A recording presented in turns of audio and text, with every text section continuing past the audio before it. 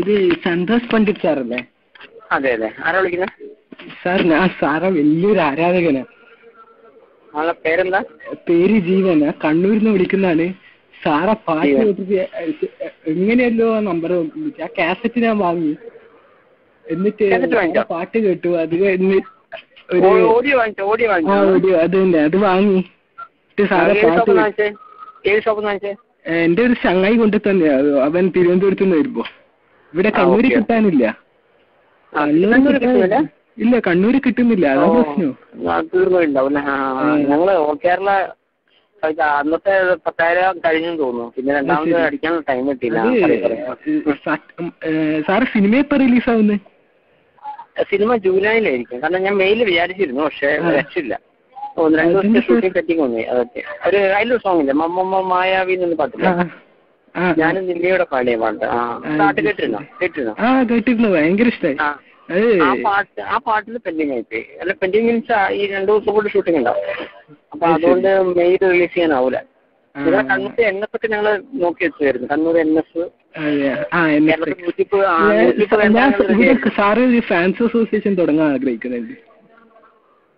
ഈ സിനിമയൊക്കെ റിലീസ് ചെയ്യുന്ന ഇഷ്ടമല്ല ഫാൻസ് അസോസിയേഷൻ. അതെ, നമ്മള് റിലീസിങ് മുതൽ തന്നെ ആ പാട്ടിന് ഇത്രക്ക് ആരാധകർ കേരളത്തിൽ ഒട്ടാകെ കിട്ടിയ സ്ഥിതിക്ക് നമ്മള് റിലീസ് മുതൽ ആദ്യമായിട്ട് മലയാള ഫിലിമിന്റെ ചരിത്രത്തില് ഫാൻസ് അസോസിയേഷൻ തന്നെ ആദ്യമായിട്ട് ഒരു ഫിലിം റിലീസാക്കാൻ ആഘോഷിക്കാൻ പോകുന്നു.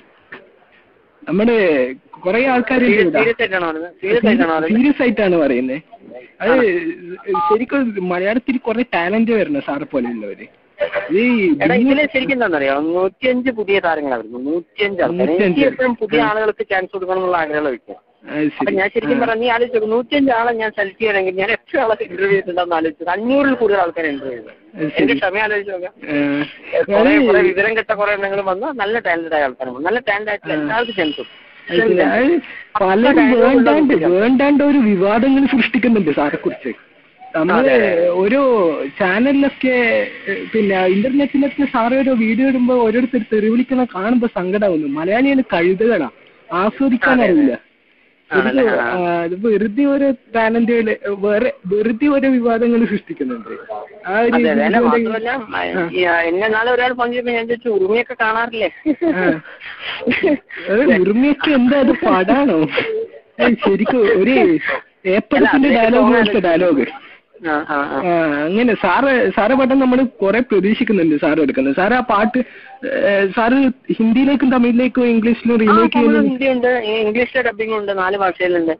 ഞാനെടുത്ത് റിസ്ക് ആലോചിച്ചു നോക്കും, ഒരേ സമയം 3 ഭാഷയിൽ. ഇവിടെ ഇന്ത്യയിൽ ആരെങ്കിലും ചെയ്തിട്ടുണ്ടോ ഒരേ സമയം? ശരി. സാറ് ഫിലിമിനെ കമ്പയർ ചെയ്യാൻ ഇന്ത്യയിൽ രാം ഗോപാൽ വർമ്മയായിട്ട് കമ്പയർ ചെയ്യാൻ പറ്റും. അത്രക്ക് ഞെട്ടിക്കുന്ന സസ്പെൻസ്. സാറ് അഭിനയം ഒക്കെ ആ ഒരു ഡയറക്ഷന്റെ ഒരു സ്റ്റൈല് ശരിക്കും ഭയങ്കര. നമ്മളൊക്കെ ഒരു ആ പാട്ട് കേൾക്കുമ്പോൾ തന്നെ ആരാധന. ഇപ്പൊ ക്യാമറ ആംഗിൾ പോകുന്നതും ഒന്നും ആരും ഇതുവരെ എടുക്കാത്ത ഒരു രീതിയിലാണ് സാർ എടുത്തിട്ടുള്ളത്. ഇല്ല, ഞാനൊരു വെറൈറ്റിക്ക് ശ്രമിച്ചാണ്. മാത്രമല്ല മറ്റുള്ള സോങ്ങിനെ കേട്ടു നോക്കാം. ഇതിലെ മെയിൻ കാര്യം എന്താ വെച്ച് കഴിഞ്ഞാൽ, ഞാനൊരു സൈക്കോളജി പഠിച്ചു വെച്ചാൽ അതുകൊണ്ട് ഞാനൊരു സൈക്കിക് ആംഗിളാണ് ഫിലിം ചെയ്തിരിക്കുന്നത്. അതിന്റെ സോങ് ഒക്കെ അങ്ങനെയാണ് ചെയ്തിരിക്കുന്നത്. ഇതുവരെ എന്റെ സൈക്കോളജി ഹിറ്റായതായിട്ടാണ് എനിക്ക് തോന്നുന്നത്. കാരണം വെച്ചാൽ ഇപ്പൊ ഈ അംഗനവാടിയിലെ ടീച്ചർ ചെയ്യുന്ന സോങ് ഒരുവിധം എല്ലാ മക്കളും പ്രാവശ്യം കേട്ട മക്കൾ മുഴുവൻ പാടുന്നുണ്ട്.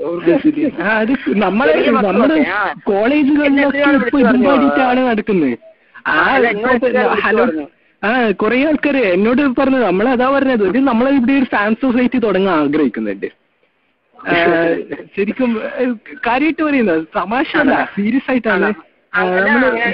ഫോട്ടോസിന്റെ ആവശ്യമുണ്ടോ? ഫോട്ടോസിന്റെ ആവശ്യമുണ്ട് സാറേ. നമുക്ക് ഇമെയിൽ ചെയ്യാം.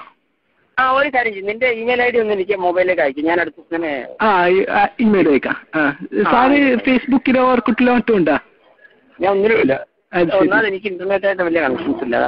സാറൊരു അക്കൗണ്ട് തുടങ്ങണം. കുറെ ആരാധകരുണ്ട്, അവർക്കൊക്കെ ഒരു സന്തോഷമായിരിക്കും. ഇപ്പൊ എല്ലാരും ഇന്റർനെറ്റ് ഡൗൺലോഡാനും ഒക്കെ.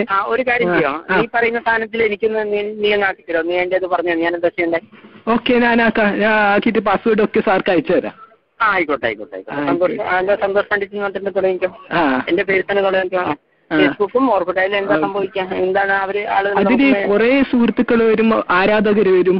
അങ്ങനെയുള്ള ഇപ്പൊ ആമിർ ഖാനും വലിയ വലിയ സിനിമാ നടന്മാരും ഒക്കെ തുടങ്ങിയിട്ടുണ്ട് ഇങ്ങനെ. അങ്ങനെ അപ്പൊ പുതിയൊരു ടാലന്റ്, സാറെ പോലെയുള്ള ഒരു ടാലന്റ് വരുമ്പോ അത് എല്ലാ രീതിയിലും നമ്മൾ പ്രൊമോട്ട് ചെയ്ത് വിടണം. ഒരു നല്ല മലയാള സിനിമ ആരാധകൻ എന്നുള്ള നിലക്ക് നമുക്ക് മാത്രമല്ല ചിന്തിച്ചു നോക്ക്, ഇവിടെ 105 പുതിയ താരങ്ങളാണ് വരുന്നത്. നായകനല്ല, നായകൻ, നായിക, എല്ലാവരും കോമഡിയൻ, വെറൈറ്റി ഇത് കിട്ടും. ശരിക്കും മോഹൻലാലിനൊക്കെ മടുത്തു മലയാളിക്ക്. സാറെ പോലെയുള്ള നടന്മാർ വരണം. പിന്നെ അസൂയുള്ളവർ പലതും പറയും, അത് സാറ് ഗൗനിക്കരുത്. അസൂയക്കാർ പലതും. അല്ല, നീ അങ്ങനെയാണെങ്കിൽ നിനക്ക് എന്നെ ഒരു ചെറിയൊരു ഹെൽപ്പ് ചെയ്യാൻ പറ്റും. നീ ഒരു കാര്യം ചെയ്യോ, ഈ കൃഷ്ണൻ ആദ്യം പറഞ്ഞിട്ട് ഒരു വെബ്സൈറ്റ് തുടങ്ങാൻ പറ്റണം. കൃഷ്ണനിന്റെ വെബ്സൈറ്റ് അല്ല, അങ്ങനെയാണെങ്കിൽ ഞാൻ നീ നിന്റെ ഇമെയിൽ ഐ ഡി അയക്കും, ഞാൻ കുറച്ച് ഫോട്ടോ സെൻഡ് ചെയ്ത് തരാം. എന്നിട്ട് നീ പറ്റിയെങ്കിലും എനിക്കൊരു ഒരു കൃഷ്ണൻ ഡാൻസ് വെബ്സൈറ്റ് തുടങ്ങും. വെബ്സൈറ്റിലൂടെയൊക്കെ പ്രൊമോട്ട് ചെയ്യണം നമുക്ക്. അല്ല, അങ്ങനെയാണെങ്കിൽ ചോദിച്ചാൽ നമുക്ക് പറയാലോ, വെബ്സൈറ്റിലുണ്ട് സോങ് അല്ല അതിന്റെ സ്ക്രീൻഷോട്ട് ഉണ്ടെന്ന് പറയാലോ. അതെ അതെ. പിന്നെ മറ്റുള്ള 6 സോങ് എത്രയും പെട്ടെന്ന് തന്നെ യൂട്യൂബിലുണ്ടാവും, യൂട്യൂബ് അടക്കമുള്ള എല്ലാ ചാനലിലും. അതെ അതെ. യൂട്യൂബിൽ നല്ല റെസ്പോൺസ് ആണ്. പിന്നെ കുറെ കഴുതകളെ പോലത്തെ ഫാൻസ് അസോസിയേഷൻകാരാണ് കൊളാക്കുന്നത്. അതെ, മറ്റേ ഗോകുലനാഥനെ കള്ളക്കണ്ണെന്നുള്ള സോങ്. അതെ അതെ, നല്ല നല്ല നല്ല ഹിറ്റായ സോങ് ആണ്. നിന്റെ ഇമെയിൽ ഐ ഡി കയ്യാൽ എനിക്ക് ഞാൻ അയച്ചുതരാം. ഫോട്ടോസ് സെൻഡ് ചെയ്യാം. ഫോട്ടോസ് സെൻഡ് ചെയ്യാം. ഞാൻ സാർക്ക് നാളെ മെയിൽ അയക്കാം. സാർക്ക് പിന്നെ സാറ് ആദ്യമായിട്ട് കണക്ട് ചെയ്തുകൊണ്ട് ഒരു ആഗ്രഹമുണ്ട്. ഒരു 2 വരി സാറ് പാടി കേൾക്കണം.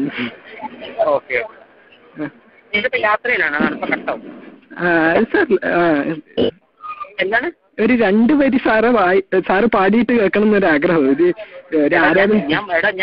ഒരു യാത്രക്കിടയിലാണ് സാറില്ല സാർ, 2 വരി നമ്മുടെ ഒരു ആഗ്രഹമല്ലേ.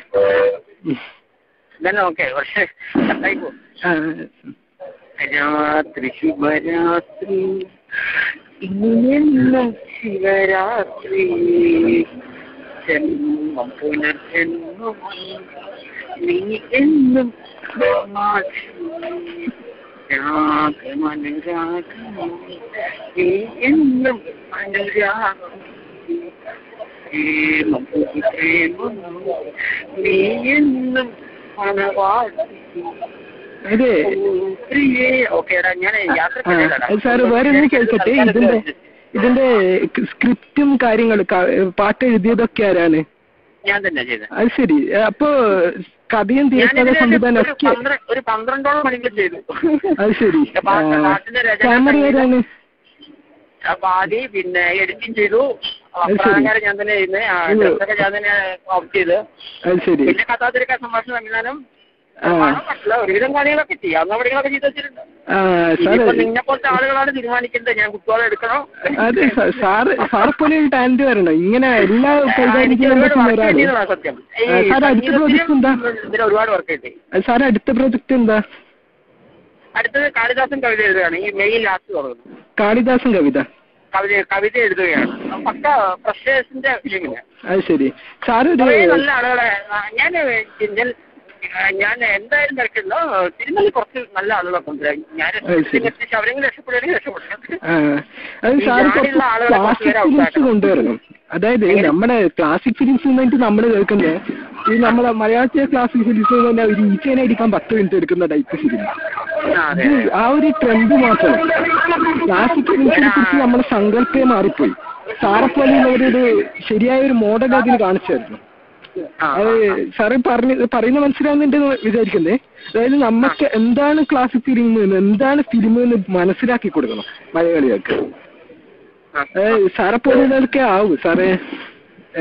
അങ്ങനെ നമ്മൾ പ്രതീക്ഷിക്കുന്ന അടുത്ത പ്രൊജക്റ്റ് അങ്ങനെയുള്ള ഫിലിംസ് സാറെടുക്കുന്ന വരുന്ന പ്രതീക്ഷിക്കുന്നു നമ്മള്. അതെ, തീർച്ചയായിട്ടും. ഞാൻ ഫിലിം ചെയ്യുന്ന യുവാക്കൾക്കും യുവതികൾക്കും വേണ്ടി, മീൻസ് ചെറുപ്പക്കാർക്ക് വേണ്ടിയിട്ടാണ് നമ്മൾ ഫിലിം ചെയ്യുന്നത്. അതെ അതെ, മനസ്സിലാ. അല്ലാതെ നമ്മൾ വയസ്സന്മാർക്ക് വേണ്ടിയിട്ടോ അവർക്ക് വേണ്ടിയിട്ടോ അല്ല. കാരണം യങ്ങായിട്ടുള്ള ആളുകളെ സിനിമ കാണാറുള്ളൂ, എല്ലാം പൊതുവിൽ. അപ്പൊ അവരെ സാറ്റിസ്ഫൈ ചെയ്യാനുള്ള അവർക്ക് വെറും അവർക്ക് സ്റ്റോറി ഉണ്ടാവണം. ഒരു സിനിമയിൽ സ്റ്റോറി ആണ്. ഞാൻ പറഞ്ഞില്ല, തുളസിയൊക്കെ ഭയങ്കര ഇഷ്ടം. കാരണം തുളസി ഒരു കുടുംബകഥയാണ് പറയുന്നത്, ഒരു വെറൈറ്റിയിലാണ് പറയുന്നത്. തന്മാത്ര പ്രമേയപ്പോഴും ഒരു വെറൈറ്റി ഉണ്ട്. വെറൈറ്റി എങ്കിലും വേണം. അത് ചെറുപ്പക്കാരുടെ സ്റ്റോറി നല്ല വെറൈറ്റി ആയിട്ട് പറയാം. ഞാൻ ആരെയും ക്രിറ്റിക്കേറ്റ് ചെയ്യുന്നില്ല. അതേസമയം വെറൈറ്റി ആയിരിക്കും. നമ്മൾ സോങ് ചെയ്യാൻ വെറൈറ്റി ആണ്. എല്ലാവരും പറയുന്നത് നമുക്ക് പറയുന്നില്ല എന്ത് കാര്യമാണ്. ഇവിടെ കുറെ തമ്പുരാൻ കഥകളും കുറെ പട്ടണത്തിന്റെ കഥ ഇതൊക്കെ കേട്ടിട്ട് മടുത്തിഷ്ടമാണ്. കുറെ കഥകൾ നമുക്കുണ്ട്. അപ്പൊ ഫ്രഷ് ആയിട്ടുള്ള മൂവീസ് അതെ. അപ്പൊ എന്നോട് അംഗനവാടിയിലെ ടീച്ചറെ സോങ് കേട്ട് എത്ര ആള് പറഞ്ഞു, എത്ര കാലം ഒരു കുട്ടിയുടെ സോങ് കേട്ടിട്ട്. അതേപോലെ തന്നെ ചിലർ പറഞ്ഞു, എനിക്ക് ശരിക്കും എന്റെ ബാല്യകാലം ഓർമ്മ വന്നിട്ടോ നിങ്ങൾ അംഗനവാടി കേട്ടപ്പോ. അത് ആലോചിച്ചോക്ക, നേർക്കൊരു ഫീലിംഗ് ഉണ്ട് നമുക്ക്. നമ്മളെ നാട്ടിലെ ഒരു പാട്ട് എന്നുള്ള ഒരു തോന്നല് ഇത്. സാർ അത് ഇംഗ്ലീഷിലേക്ക് അപ്പൊ മാറ്റുമ്പോ പാട്ട് എങ്ങനെയായിരിക്കും? ഇംഗ്ലീഷ് ഇപ്പൊ രാത്രി ശിവരാത്രിക്ക് ഇങ്ങനെ വരും. Oh dear oh dear oh dear night first night now all day first night അതിങ്ങനെ വരും. ശരി. എടാ ഞാൻ ഇതിപ്പോ ഓൾമോസ്റ്റ് കട്ടാവനായി. പിന്നെ വിളിക്കാം. സൂരജ്. എങ്ങനെ? സൂരജ്. സൂരജ്. സൂരജ്. ഓക്കെ, ഞാൻ സേവ് ചെയ്യാൻ നീ ഉടനെ അയക്കണേ. ഓക്കെ, ശരി, അയക്കാം. Okay, okay, thank you.